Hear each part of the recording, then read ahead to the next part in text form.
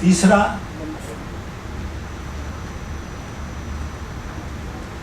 Policy paralysis जो UPA 2 की सरकार में हमने देखा है, उसको परोक्ष रूप से इनडायरेक्टली प्राइम मिनिस्टर ने एडमिट किया when he said there are differences within the government. और चौथा कि उन्होंने विपक्ष से कोई सहयोग नहीं मांगा है इस इंटरव्यू में।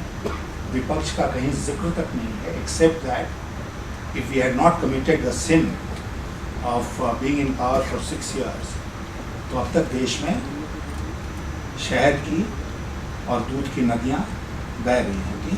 वो 6 साल के चलते सब कुछ गड़बड़ा गया है। भारत के विभाजन से लेकर जम्मू और कश्मीर की समस्या से लेकर आज तक जितनी समस्याएं इस देश में हुई हैं, वो इसी कारण हुई क्योंकि हम 6 साल शासन में थे। उसके लिए हम हाथ जोड़ के आपसे माफ़ी मांगते हैं, मेरी गलती हो गई, अब तो क्या करें। तो कुछ न कुछ अब प्रधानमंत्री जी को इसके बारे में करना पड़ेगा। फिर मैं आपसे कहना चाहता हूँ कि प्रधानमंत्री जी प्रणब मुखर्जी के जाने के बाद से उन्होंने वित्त मंत्रालय संभाला है, और ऐसा प्रतीत हो रहा है जैसे कि एक पुरानी सरकार चली गई और एक नई सरकार आई। और सबसे जो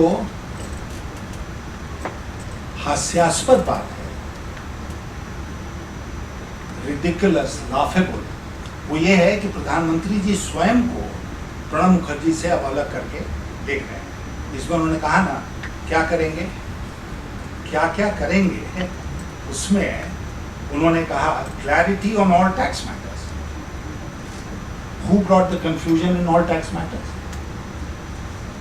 और मैंने आज एक लेख लिखा है इकोनॉमिक टाइम्स में, आप लोगों को फुर्सत होगी तो देख लीजिएगा, जिसमें मैंने कहा है कि वित्त मंत्री जब बजट बनाता है तो कम से कम 4 से 5 बार वो प्रधानमंत्री के साथ चर्चा करता है। और पहले तो चर्चा करता है कि जनरल अप्रोच टू बजट क्या हो, जो आर्थिक इस परिस्थिति है उसको देखते हुए। नंबर 2, वो सारे एक्सपेंडिचर प्रपोजल्स डिस्कस करता है डिटेल में।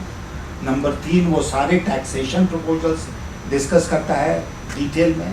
नंबर 4, वो बताता है कि ये सब करने के बाद डेफिसिट क्या होगा, फिस्कल डेफिसिट क्या होगा, रेवेन्यू डेफिसिट क्या होगा। और नंबर 5 कि बजट स्पीच जब तैयार हो जाता है तो बजट स्पीच का एक एक शब्द प्रधानमंत्री देखते हैं और उसको अप्रूव करते हैं। और मैंने पूछा उसमें प्रश्न कि क्या प्रधानमंत्री जी ने, जब प्रणब मुखर्जी वित्त मंत्री थे, तो इस प्रक्रिया का पालन हुआ या नहीं हुआ? क्या प्रणब मुखर्जी इतने स्वतंत्र थे कि बिना प्रधानमंत्री से पूछे वो बजट तैयार करते थे? और अगर प्रधानमंत्री से पूछे बगैर वो बजट तैयार करते थे तो प्रधानमंत्री जी क्या कर रहे थे? और अगर प्रधानमंत्री से पूछकर उन्होंने बजट में गार डाला, बजट में रेट्रोस्पेक्टिव टैक्सेशन डाला, जिसके चलते वो कह रहे हैं कि कंफ्यूजन है, तो प्रधानमंत्री जी क्या कह रहे थे? मैं आपसे जो कहना चाहता हूँ, उसके बाद उन्होंने म्यूचुअल फंड और इंश्योरेंस इंडस्ट्री, म्यूचुअल फंड के केस में आप जानते हैं एंट्री लोड एक चीज़ है जिसमें कमीशन मिलता है एजेंट्स को, उसको सेबी ने बंद कर दिया।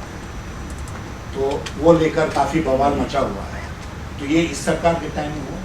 इंश्योरेंस इंडस्ट्री अगर आज दिक्कत में है तो इस सरकार के टाइम में हुआ। तो वो कह रहे हैं कि म्यूचुअल फंड इंश्योरेंस इंडस्ट्री की तरफ हमारा ध्यान जाएगा। Major push to major infrastructure projects कितने रोका भाई? मैं आपसे पूछना चाहता हूँ आज के दिन और प्रधानमंत्री से आपके माध्यम से कि किस राजनीतिक दल ने कहा कि आप 20 किलोमीटर सड़क नेशनल हाईवे प्रतिदिन मत बनाएंगे? जो टारगेट आपने 2009 में सेट किया था, उसको किसने रोका, किसने एतराज किया? और अगर नहीं किया तो क्यों नहीं बन रहा है? आज तक 3 साल में इन्होंने क्यों नहीं वो व्यवस्था बनाई कि 20 किलोमीटर रोज बने नेशनल हाईवे? किस राजनीतिक दल ने प्रधानमंत्री को कहा कि जितने थर्मल पावर प्लांट्स हैं उसमें कोयला सप्लाई आप कम कर दीजिए या बंद कर दीजिए? आज कोल इंडस्ट्री की ये हालत क्यों हो गई? कोल गेट के बारे में हमारे मित्र प्रकाश जावड़ेकर जी बार बार बोलते हैं, वो तो एक फैक्टर है, लेकिन कोल इंडस्ट्री इस मुकाम पर पहुंच गई आज के दिन कि वो कोल सप्लाई नहीं कर रही है पावर प्लांट्स को। ये किसी राजनीतिक दबाव में हो रहा है? या कोई भी infrastructure, Delhi Mumbai, Delhi Kolkata rail freight corridor क्यों नहीं बन रहा? नदियों को जोड़ने का काम क्यों रोक दिया गया? सैकड़ों हवाई अड्डे इस देश में जो छोटे छोटे शहरों में बन सकते हैं या मीडियम टाउन्स में बन सकते हैं, उस पर क्यों नहीं आगे काम हो रहा है? हमारे देश में जो ग्रामीण अर्थव्यवस्था को सुधारने के लिए रूरल इंफ्रास्ट्रक्चर चाहिए, बुनियादी ढांचा, उस पर क्यों नहीं ज़्यादा तेजी से काम हो रहा है? ये सब करेंगे नहीं, और प्रधानमंत्री जी यहाँ बैठ के कह रहे हैं कि हम ये करेंगे वो करेंगे। इंफ्रास्ट्रक्चर पर major push. He has talked as if he was the chief consultant to the government of India. ये करना चाहिए, वो करना चाहिए। आप प्रधानमंत्री हो, आप कहो कि हम ये करेंगे और इस समय सीमा में करेंगे। It is not open to you to tell the world through the media that this should be done, that should be done, etc. etc. यहाँ पर उन्होंने कहा fiscal deficit through a series of measures which my officials are working upon. Fiscal deficit कैसे कम होगा? क्योंकि मेरे जैसा व्यक्ति मानता है कि starting 2008-9 till 2011-12 and going on to 2012-13 जितने बजट्स बने हैं उसमें फिस्कल डेफिसिट अप्रत्याशित ढंग से बढ़ा है। अभी आप देखिए ये लास्ट बजट जो हुआ, जो साल बीता, उसमें 4.6 था, 5.9 हो गया, और वो 5.9 पर रुकेगा कि आगे जाके और भी बढ़ेगा?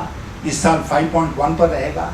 और मैं आपसे कहूं कि हर साल अगर हम देखें आंकड़ों को तो लगभग 3 लाख करोड़ रुपया भारत सरकार ने जो डेफिसिट होना चाहिए था उससे ज़्यादा खर्च किया है। तो 5 साल में आप इसको देखेंगे तो 15 लाख करोड़ रुपया सरकारी घाटे की वजह से अर्थव्यवस्था में गया। तो उससे मांग के ऊपर असर पड़ेगा, उससे डिमांड बढ़ेगा, उससे इन्फ्लेशन बढ़ेगा। स्पेशली जब आप सप्लाई साइड को नहीं देख रहे हैं, जैसे सप्लाई साइड में सिर्फ ये नहीं कि चावल और गेहूँ आप ले जाइए मार्केट में, सप्लाई साइड का मतलब लैंड एक्विजिशन बिल पर आप बैठे हुए हैं, आप पावर प्लांट्स को आपने बिल्कुल बैठा दिया, आपने और कितने सारे सवाल हैं जिसकी ओर आपने कोई ध्यान नहीं दिया। तो इसीलिए नतीजा आज के दिन सिर्फ अर्थव्यवस्था आज भारी संकट में नहीं, आम आदमी के पॉइंट ऑफ व्यू से जिसकी इतनी चिंता ये कर रहे हैं और जिसके बारे में वो हम लोगों को एक्यूज कर रहे हैं कि आम आदमी तो बैकग्राउंड में चला गया था एनडीए में, उसी आम आदमी को हर चीज बाजार में सस्ती कीमत पर उपलब्ध है। We had transformed the deficit economy of India into a surplus economy. और चाहे वो रसोई का गैस हो, चाहे वो टेलीफोन हो, चाहे वो गाड़ी हो, चाहे स्कूटर हो, चाहे साइकिल हो, चाहे कोई भी चीज़ हो, जिसको आम आदमी चाहता था उसको वो रीजनेबल कीमत पर बाजार में उपलब्ध मिलती। तो 4 चीजें जो हम लोग करके गए, और मैं आपको बताता हूं वो 4 चीजें क्या। Chronic balance of payment crisis, Bharat 1947 से लगातार chronic balance of payment crisis में फंसा रहता था। $4 बिलियन, $5 बिलियन ये हमारे रिजर्व्स होते थे। तो हमने उस संकट से देश को निकाला उन 6 वर्षों में और वहां ले जाके खड़ा किया जहां पर कि कोई जब तक बहुत भयंकर भूल ना करे तो बैलेंस ऑफ पेमेंट क्राइसिस नहीं हो। नंबर 2, इन्फ्लेशन, महंगाई बराबर एक भारत की अर्थव्यवस्था की बड़ी समस्या रही है।